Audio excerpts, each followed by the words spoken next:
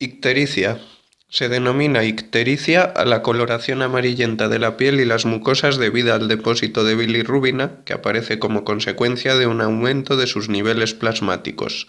La bilirrubina tiene una especial afinidad por las fibras elásticas, por lo que en las fases iniciales esta coloración es más evidente en tejidos especialmente ricos en ellas, por ejemplo la conjuntiva y el paladar.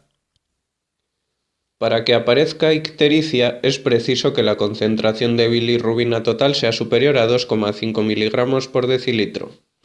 Mecanismos y causas. El aumento de la concentración de bilirrubina en el suero puede obedecer a un aumento de su producción o a un trastorno de la eliminación. Existen 5 tipos de mecanismos de producción de hiperbilirrubinemia: aumento de la producción de bilirrubina, trastornos de la captación por los hepatocitos, defecto de la conjugación, trastorno de la eliminación por los hepatocitos de la bilirrubina conjugada y trastornos de la conducción por las vías biliares. Aumento de producción de bilirrubina. Se observa en las anemias hemolíticas, es decir, la hemólisis, destrucción de los hematíes, es exagerada, de tal forma que el hígado no es capaz de captar toda la bilirrubina formada y como consecuencia se acumula en la sangre bilirrubina no conjugada.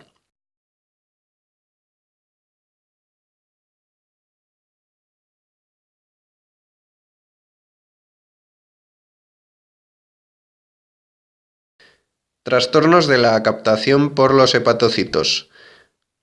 El receptor del hepatocito no puede captar la bilirrubina debido a que los receptores no funcionan bien.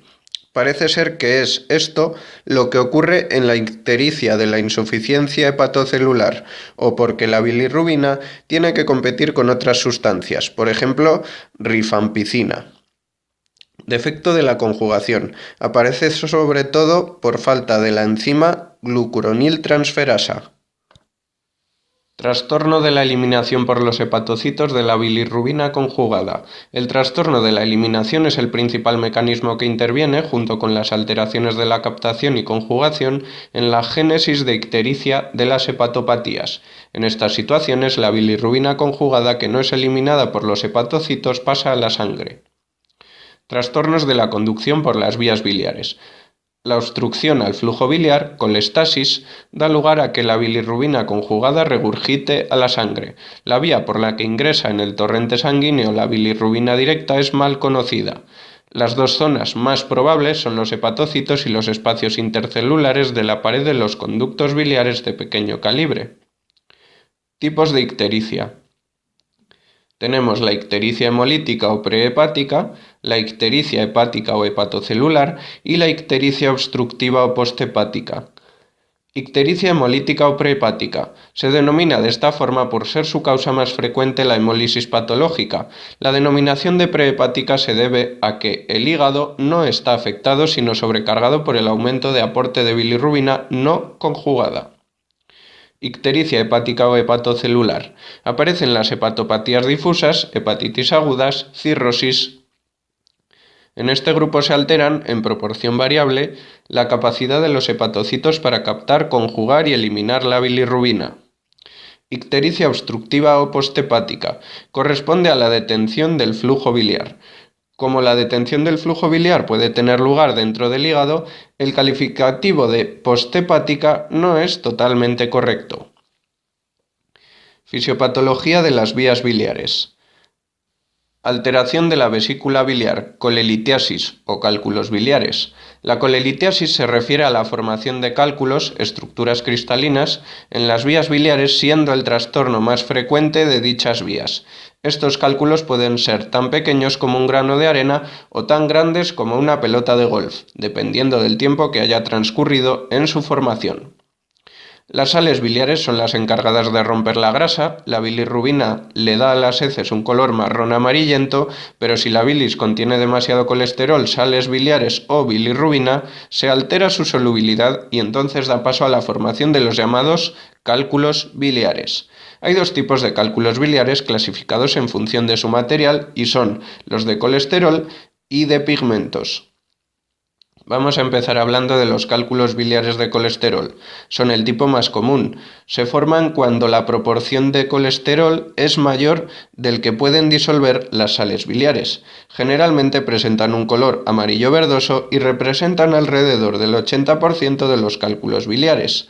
Las siguientes condiciones favorecen la aparición del cálculo de colesterol: exceso de secreción de colesterol biliar, deficiencia en la secreción de sales biliares, alteraciones en la formación de las micelas por la baja concentración de fosfolípidos, sales biliares o de ambos, facilidad de la nucleación de cristales de colesterol, presencia de factores que favorecen la nucleación, glucoproteínas, lisina o fosfatidilcolina, o pocos factores de antinucleación, apolipoproteínas. Y por último, formación de lodo biliar, lodo vesical o barro en la vesícula. En condiciones de hipomotilidad biliar se forma material mucoso. Cálculos biliares de pigmento.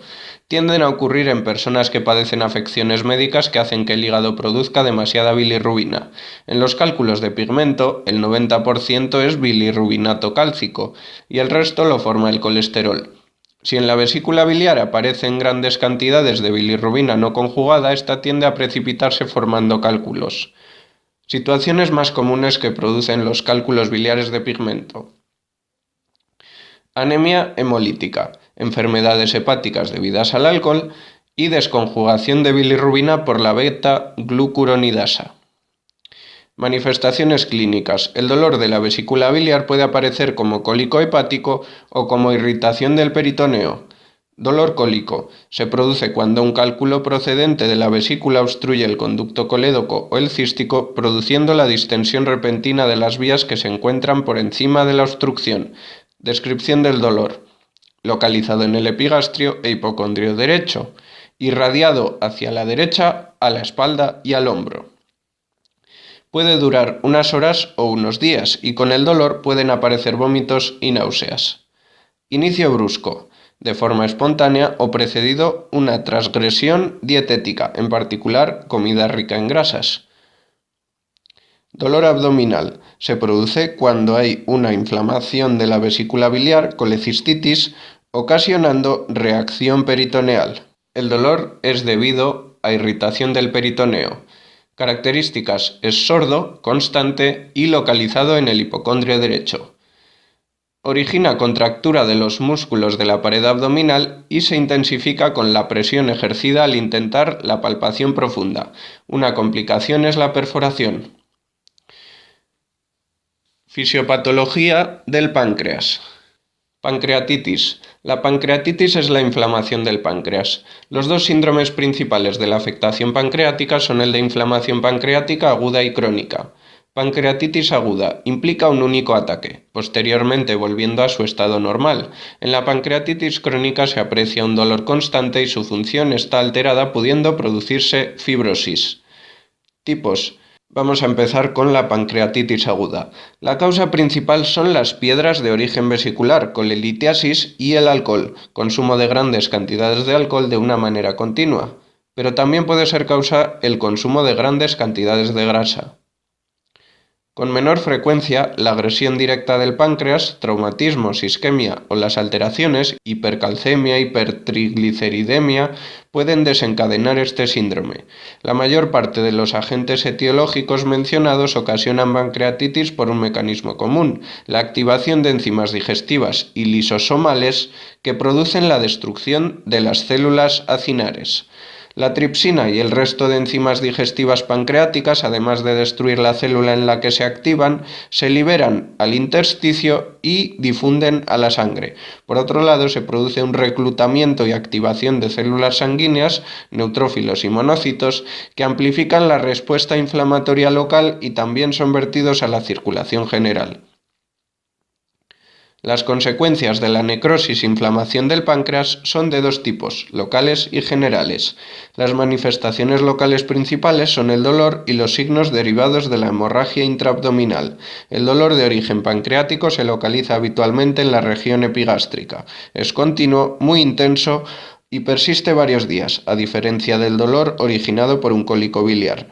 Es de inicio rápido, aunque no abrupto. Se irradia en cinturón hacia la espalda. más hacia la izquierda que hacia la derecha y se asocia a náuseas y vómitos. El dolor pancreático se alivia al adoptar la postura de sentado con el tronco ligeramente inclinado hacia adelante, lo cual se explica porque de esta manera se relajan las estructuras retroperitoneales peripancreáticas. ¿Y cuáles son las estructuras retroperitoneales peripancreáticas? Pues son las estructuras que están en la zona del peritoneo, pero más hacia atrás, y peripancreáticas, pues quiere decir que están alrededor del páncreas. En el 80% de los casos el enfermo mejora en 2 o 3 días, pero en el 20% restante la evolución del paciente es grave, pudiendo aparecer hipotensión, fallos respiratorios y del riñón y necrosis o muerte del tejido del páncreas. La tasa de mortalidad pancreática es del 4-8%. Afectación pancreática crónica. Mecanismos y causas. La afectación crónica del páncreas puede tener lugar en dos situaciones diferentes: la pancreatitis crónica y los tumores exocrinos de esta glándula. La pancreatitis crónica es una inflamación del páncreas, tanto exocrino como endocrino, que se caracteriza por cambios estructurales permanentes. Presenta fibrosis pancreática y calcificaciones. La causa más habitual de pancreatitis crónica en nuestro medio es el consumo excesivo de alcohol. La patogenia de la pancreatitis crónica es múltiple. Consecuencias y manifestaciones. El síndrome de afectación pancreática crónica se caracteriza por la presencia de una o varias de las siguientes manifestaciones: dolor, mala digestión, mala absorción, anemia megaloblástica, pérdida de peso, diabetes y datos de colestasis extrahepática. Dolor. Es un síntoma destacado de la pancreatitis y los tumores que está provocado por la estimulación de las terminaciones nerviosas de la víscera y de las estructuras próximas. Se debe a la estimulación mecánica y química ejercida por el tejido conjuntivo reparador en la pancreatitis crónica y por la infiltración tumoral en el cáncer. Otro factor que contribuye a su producción es el aumento de la presión de los conductos cuando estos se encuentran obstruidos. Es crónico para aumentar después de las comidas debido a que por el incremento de secreción aumenta la presión en los conductos obstruidos. Mala digestión, mala absorción. Se debe lógicamente a la disminución del vertido de las enzimas pancreáticas hacia la luz intestinal. Teniendo en cuenta la composición del jugo pancreático, afecta más a la absorción de lípidos que a la de hidratos de carbono. Anemia megaloblástica, por mala absorción de vitamina B12, pérdida de peso debido a la mala absorción y a la citofobia, miedo a comer debido al dolor que desencadena la ingesta de alimentos, diabetes producida por la destrucción de los islotes de Langerhans, datos de colestasis extrahepática. Estas manifestaciones aparecen si se ve afectada la región terminal del colédoco por el cáncer de la cabeza del páncreas o por el tejido conjuntivo en las pancreatitis crónicas. Diferencias principales de la pancreatitis crónica y la pancreatitis aguda. Pancreatitis aguda, pues la lesión es transitoria, la afectación generalizada, hay infiltración neutrofílica, es siempre sintomática, la lipasa y la amilasa están elevadas y luego en la pancreatitis crónica pues hay una lesión permanente, la afectación es parcheada, hay fibrosis e infiltrado mononuclear, es asintomática o dolor postprandial y amilasa y lipasa normales. Cáncer de páncreas. No es un tumor excesivamente frecuente, el 2,1% de todos los tumores, pero su incidencia va en aumento. Son factores predisponentes la edad, el sexo, la raza, la dieta, la obesidad, el tabaco, las ocupaciones laborales, factores genéticos, antecedentes de cirugía de estómago, enfermedades benignas. Edad. Como en la mayoría de los tumores a edad más avanzada, mayor es el riesgo, tanto en hombres como en mujeres. Sexo. Los hombres poseen tasa de cáncer pancreático mayor. Raza. Es más frecuente en personas de raza negra. Dieta. Una alimentación rica en carne y grasas de origen animal y pobre en frutas y verduras parece incrementar el riesgo de padecer este cáncer. Obesidad. Está asociado a un aumento del riesgo. Tabaco es el factor más importante. Los fumadores tienen mayor riesgo de desarrollar cáncer de páncreas. Al menos un 30% de los cánceres de páncreas son debidos al tabaco y existe una relación causal entre el número de cigarrillos y el riesgo de desarrollar este cáncer. Ocupaciones laborales. Los trabajadores en contacto con petróleo y sus derivados, así como con pesticidas, principalmente DDT, presentan mayores cifras de este cáncer. Factores genéticos. El riesgo de desarrollar cáncer de páncreas está aumentado en algunas familias en las que existen antecedentes de este cáncer.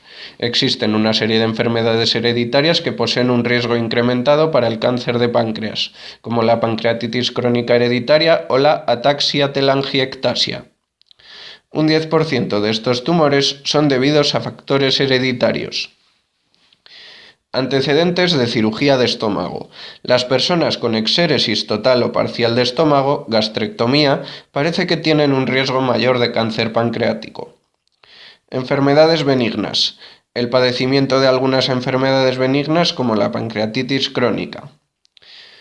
Síntomas. En la fase inicial de la enfermedad, el cáncer de páncreas puede no llegar a producir ningún tipo de síntomas. Dependiendo de la localización del tumor, los síntomas pueden variar, aunque generalmente son síntomas inespecíficos. Los más frecuentes en este tipo de cáncer son pérdida de peso, dolor, obstrucción del conducto biliar, náuseas y vómitos. Pérdida de peso puede ser importante y habitualmente es debida al déficit de absorción de nutrientes. Se suele acompañar con frecuencia de anorexia, pérdida de apetito, alteraciones en las deposiciones, diarrea y astenia, cansancio. Dolor generalmente se manifiesta como un dolorimiento sordo en la región superior del abdomen, epigastrio, con episodios de agudización tras la ingesta o estando acostado. Es característica su irradiación hacia la espalda como si fuera un cinturón. En fases avanzadas puede llegar a ser de gran intensidad. Obstrucción del conducto biliar. Cuando el tumor está situado en la cabeza del páncreas, puede llegar a impedir la eliminación de las sales biliares producidas por el hígado al intestino, por lo que se produce ictericia y prurito intenso. Náuseas y vómitos. Se producen como consecuencia de la obstrucción intestinal provocada por el crecimiento de los tumores localizados en la cabeza pancreática. Otros síntomas que pueden acompañar a este tumor son digestiones pesadas e hinchazón abdominal por acúmulo de líquido en el abdomen, ascitis. Tipos. El 95% de los cánceres de páncreas afectan a las células encargadas de la elaboración de los jugos digestivos. Cáncer de páncreas exocrino. Las formas más habituales de cáncer de páncreas exocrino son los adenocarcinomas ductales, más del 95%. Afectan a las células encargadas de la elaboración de los jugos digestivos y se localizan más frecuentemente en la zona de la cabeza pancreática. Cáncer de páncreas endocrino. Se consideran aparte los cánceres que afectan a las células en las que tiene lugar la síntesis de sustancias hormonales. Estos son mucho más raros, insulinomas, glucagonomas, poseen un curso diferente al resto de tumores pancreáticos, tanto en los síntomas como en el diagnóstico y tratamiento.